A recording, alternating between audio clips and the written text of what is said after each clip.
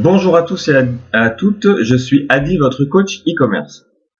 Alors, nous allons parler de migration 1.4.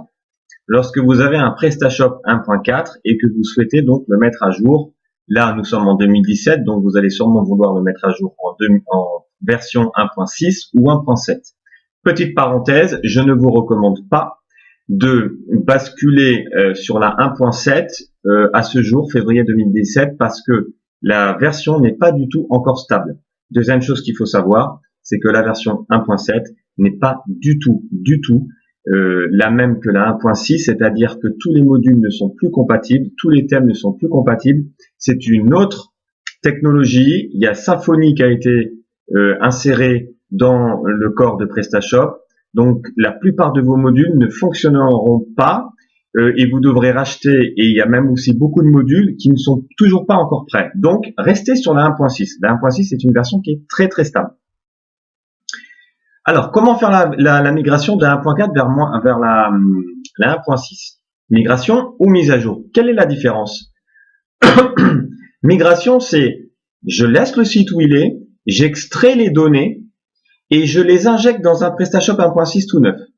Mise à jour, c'est j'ai mon PrestaShop 1.4, j'appuie sur un bouton soi-disant qui s'appelle One Click Upgrade, qui est fourni par PrestaShop gratuitement et qui vous fait croire qu'en appuyant sur ce bouton, mon site il est devenu, il est 1.6, c'est beau, ça marche tout seul. C'est complètement faux. C'est un vrai scandale de la part de la société PrestaShop de faire croire que ce module-là peut faire une mise à jour automatique sans conséquence aucune d'une version PrestaShop.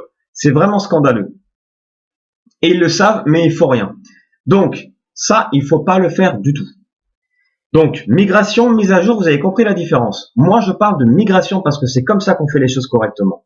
Maintenant, qui va faire les choses? Vous, entrepreneurs, commerçants, vous n'êtes pas développeurs. Ne vous amusez pas à vouloir devenir un aventurier parce que ça va se transformer en kamikaze. Vous allez casser votre site.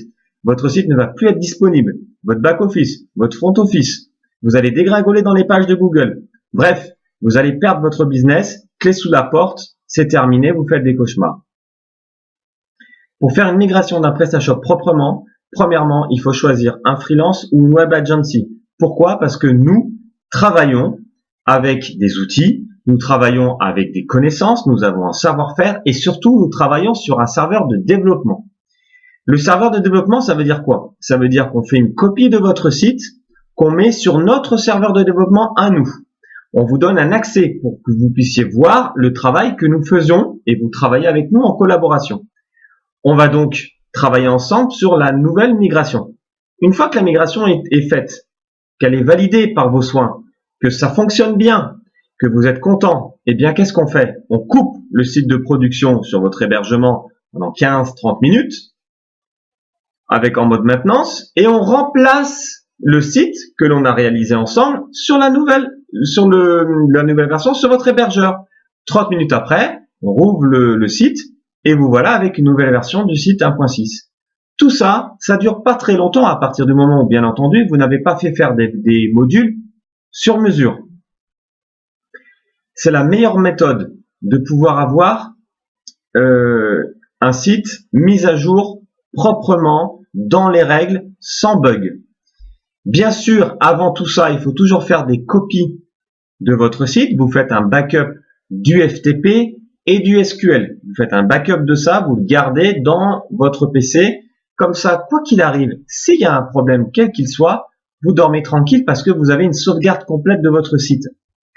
Attention, vous avez des hébergeurs qui vous proposent la restauration de votre site, ce qui est plutôt pas mal. Ça veut dire quoi? Ça veut dire que si demain, il y a un gros problème sur votre site, que vous n'arrivez pas à résoudre ou qu'un tierce n'arrive pas à résoudre, il suffit de contacter l'hébergeur via le support et de lui dire voilà, pourriez-vous s'il vous plaît me restaurer mon site à 3, 4, 5, 6, 7 jours en arrière. Sauf que, sachez-le, le problème c'est que l'hébergeur peut faire une restauration du site mais ne peut pas faire une restauration de la base de données SQL. Ce qui veut dire que si la base de données SQL a été corrompue, vous ne pourrez pas récupérer le site. Donc, pour cette raison, je vous invite à faire régulièrement des sauvegardes SQL de votre base de données. Pour apprendre comment faire, eh bien écoutez, vous pouvez suivre une de mes formations dans laquelle j'apprends à faire des backups SQL des bases de données. Voilà, eh bien c'était tout pour moi. Faites très attention, à bientôt pour un nouveau tuto.